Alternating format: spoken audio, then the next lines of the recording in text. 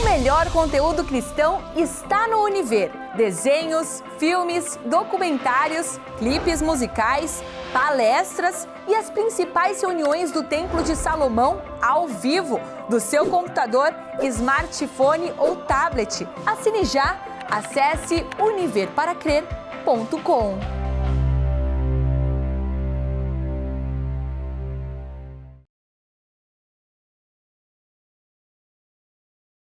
Espírito Santo, em nome do Senhor Jesus, nós entramos na Tua presença e pedimos que o Senhor venha conduzir os nossos pensamentos, orientá-los, para que nós saibamos qual seja a Tua boa e agradável vontade para as nossas vidas. Em o nome do Senhor Jesus Cristo, nosso Senhor e Salvador, nós te pedimos, seja glorificado, exaltado e magnificado no nosso meio, meu Pai. Porque é assim que um dia aconteceu conosco. O Senhor se manifestou de forma gloriosa. A nossa carne experimentou o Teu poder, Teu Espírito, e a nossa vida se transformou. Então tem que acontecer também aqui no nosso meio. E onde quer que a nossa voz chegue, chegue também, meu Pai, o mesmo poder, a mesma virtude que o Senhor derrama aqui sobre o Teu povo. Ó, eu te peço e te agradeço em nome do Senhor Jesus, e todos os que creem digam amém e graças a Deus. A Santa Ceia não é uma comunhão simplesmente com o Senhor Jesus. Não é simplesmente uma cerimônia que a gente participa por uma obrigação. Não. A Santa Ceia tem uma função, um objetivo muito além daquilo que nós temos visto. O simbolismo, significado dos elementos é extremamente importante para a sua vida. Porque quando você participa da Santa Ceia, você não está participando de um pedacinho de pão, nem um pouquinho de suco de uva. Você está participando do próprio Deus. Então, obrigatoriamente, você tem que ter vida. Nós temos que ter vida. O pão tem que atrair para o nosso corpo as virtudes do corpo de Jesus, a saúde dele. Ele não era doente, ele não era enfermo, nunca foi fraco, doente ou enfermo. Então, essa saúde tem que acontecer dentro de nós, no nosso corpo. E se não acontece, então nós temos que cobrar isso de Deus, porque nós não aceitamos viver com doenças.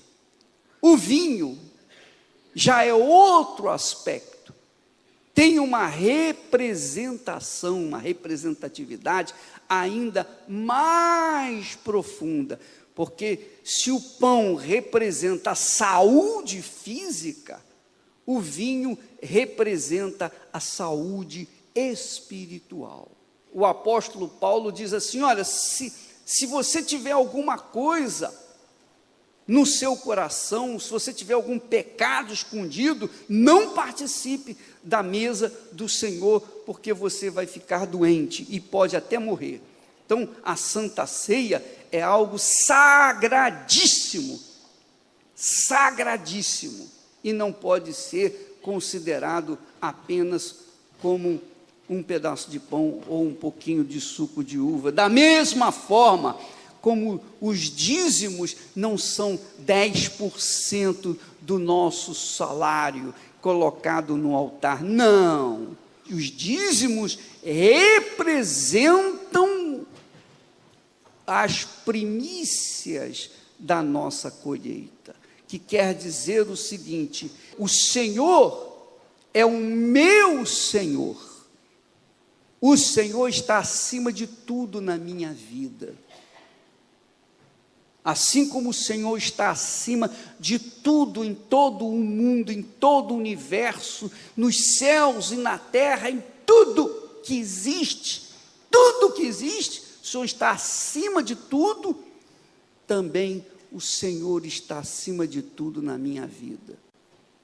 Então, do que eu tiro, do que eu colho, eu planto, eu colho, do que eu colho, os primeiros 10%, quer dizer, as primícias do meu trabalho, do fruto do meu trabalho, eu coloco no teu altar, porque eu estou considerando o Senhor como o Senhor da minha vida. Amém? E isso é justo, justíssimo, porque Deus não impõe, Ele sugere, Ele fala, Ele ensina. Então nós não somos obrigados a fazer isso, não, isso é algo espontâneo de cada um de nós, é pela fé. Deus exige fé para isso. Então a fé unida com o amor faz com que a gente seja fiel a Deus nos dízimos como nas ofertas. Amém, pessoal?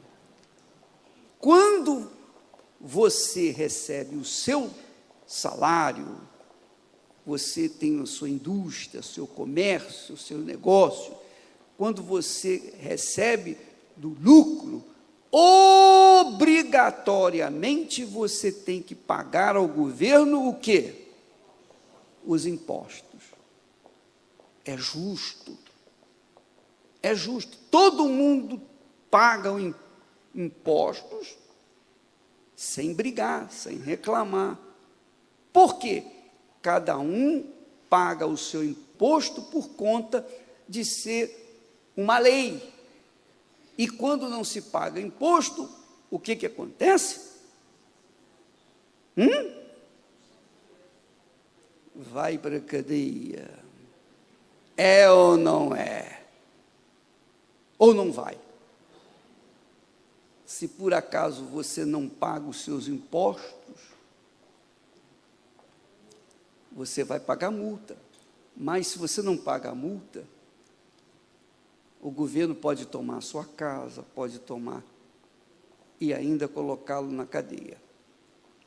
Assim é, ou deveria ser, em todos os países do mundo, é ou não é?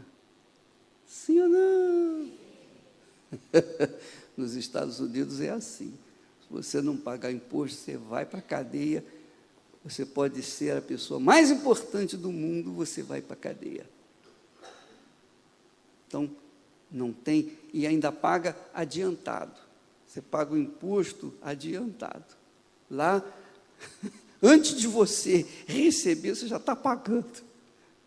Você tem que pagar. Então, ninguém reclama, ninguém... Bom, e se reclamar, não tem problema, pode reclamar, mas tem que pagar. É ou não é? Então, os dízimos representam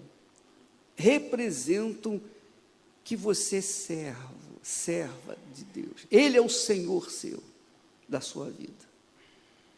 Amém? Ele é o Senhor seu. O pão e o vinho da Santa Ceia querem dizer o seguinte: eu pertenço ao meu Senhor, por isso eu participo do pão e do vinho. Eu faço parte do corpo do Senhor Jesus. Ele é meu, eu sou dele. Há uma aliança entre nós. Então você tem direitos diante dele.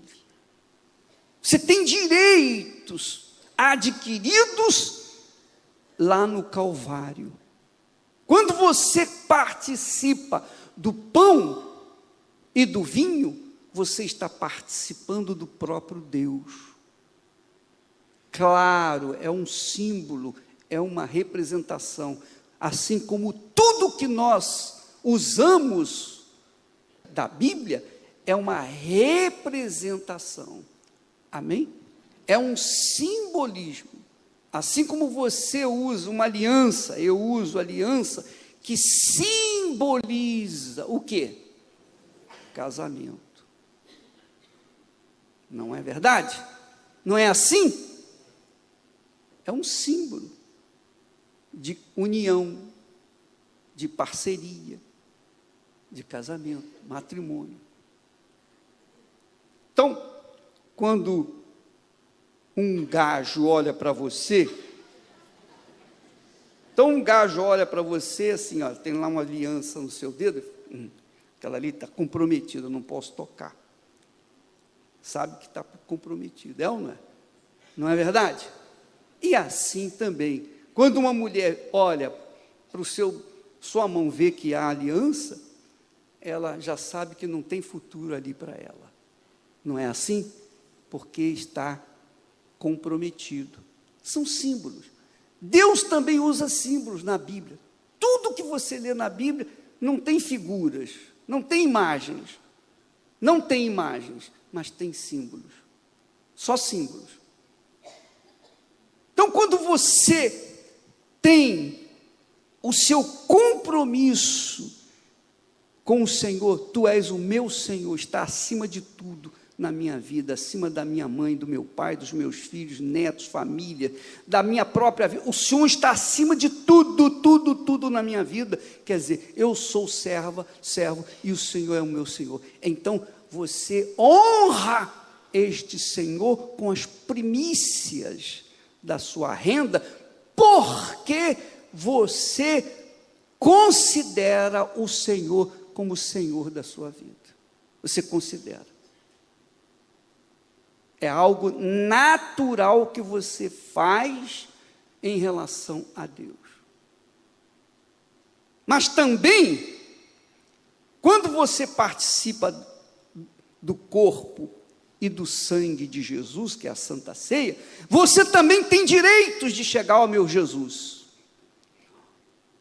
Há um compromisso meu contigo. Nós temos um compromisso, uma aliança firmada na cruz. Então estou aqui para apresentar a ti as minhas enfermidades. Eu não aceito essa doença, essa enfermidade. Eu não aceito, porque eu não nasci com essa peste. E eu conheci a ti, fiz aliança contigo, tenho um pacto contigo, então eu quero ser curado agora. Então, através do pão, você recebe a saúde no seu corpo, aí onde você está. Amém? O vinho, da mesma forma, pacto com Deus, através do sangue de Jesus. O sangue é o que nos lava do pecado. Oh, meu Deus, eu não mereço nada, mas o sangue de Jesus me perdoa e faz-me merecedor daquilo que o Senhor prometeu. Compreende o que eu estou falando? Então, não são apenas obrigações com dízimos e ofertas, mas também direitos e privilégios que nós temos como cidadãos do reino de Deus. Essa é a minha fé. Essa é a fé que nós ensinamos para as pessoas. Uma fé consciente, inteligente, racional, que não depende de emoção, não depende de sentir isso, sentir aquilo. Não, nós não dependemos de sentir absolutamente nada, assim como o imposto. Você não sente que tem que pagar imposto, você é obrigado por conta da lei, está escrito, você tem que pagar, você vai pagar, é ou não é? Se você sente bem, se você sente mal, o governo não tem pena de você, o teu imposto você tem que pagar.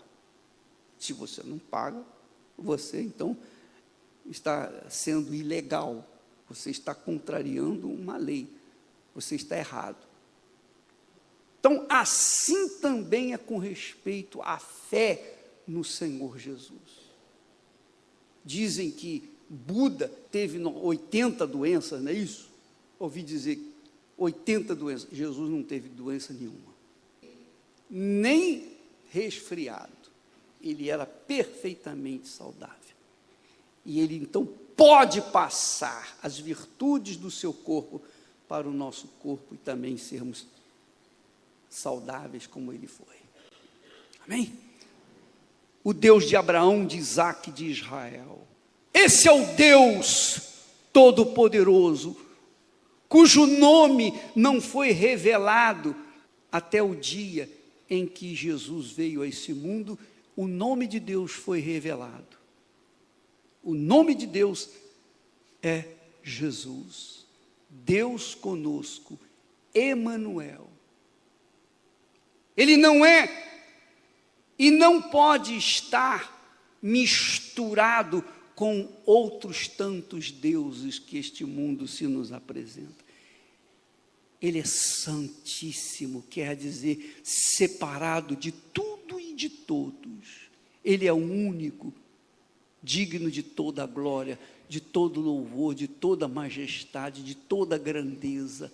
É a Ele que eu entreguei a minha vida. É a Ele que a minha vida pertence, e o diabo não tem direito de tocar em um fio de meu cabelo. Nem um fiozinho de cabelo.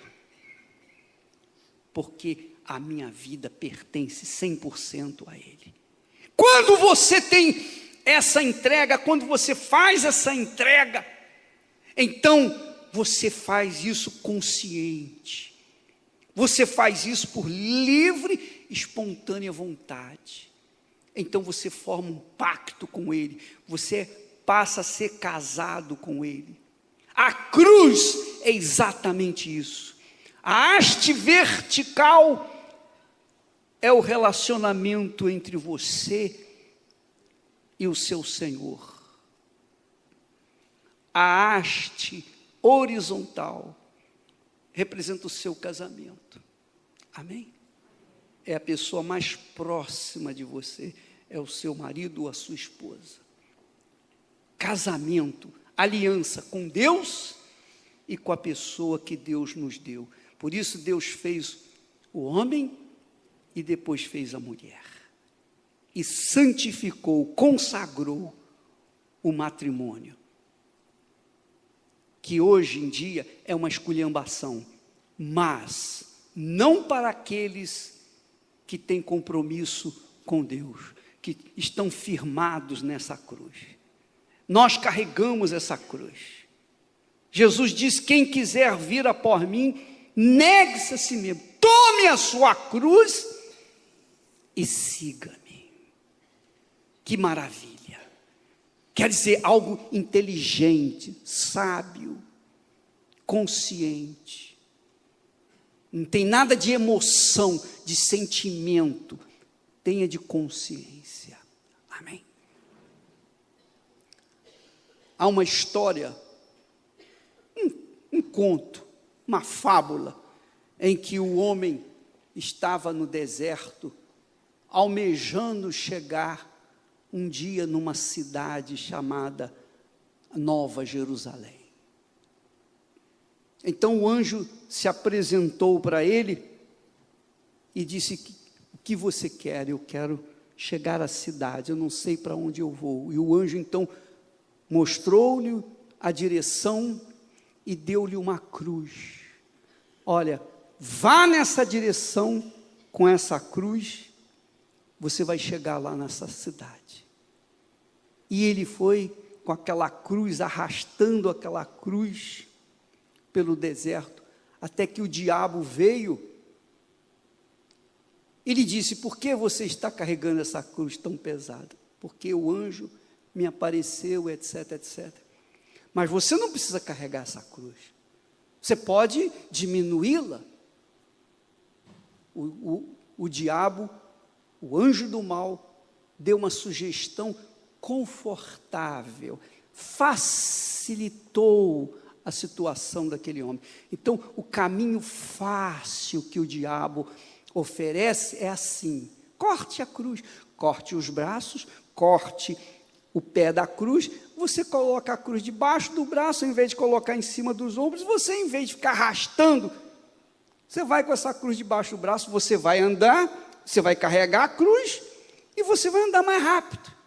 E foi ele, então, absorveu aquele pensamento, diminuiu a cruz e foi andando, e foi até correndo para alcançar a cidade. E ele viu a cidade ao longe, já era tardezinha, ele viu uma luz maravilhosa, e ele acelerou o passo, mas quando ele se aproximou, havia um tremendo, um enorme buraco, o abismo que separava daquela cidade.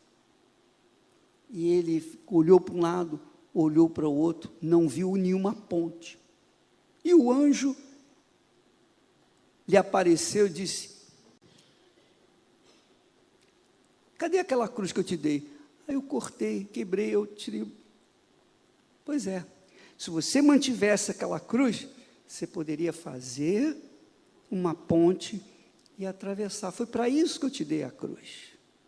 Às vezes você não sabe por que você sofre tanto por causa de Jesus.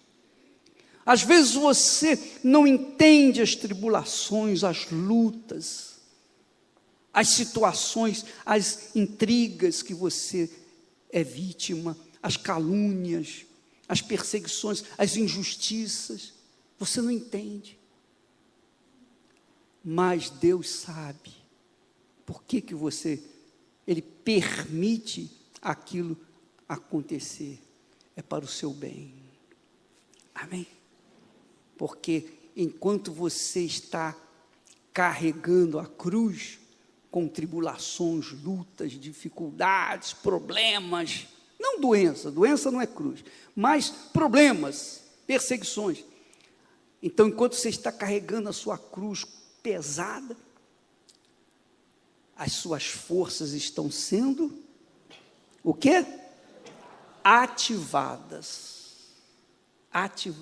Ontem eu estava a andar pela cidade, e eu vi várias senhoras, com a canadiana lá, né, andando com dificuldade, mas senhorinhas mesmo, com muita dificuldade. Eu falei, realmente é duro, mas enquanto ela estiver fazendo isso, ela está agindo as suas energias, sim ou não? Ela está exercitando o seu corpo. Se ela estivesse sentada o tempo todo esperando a morte chegar, ela com certeza já teria ido. É ou não é?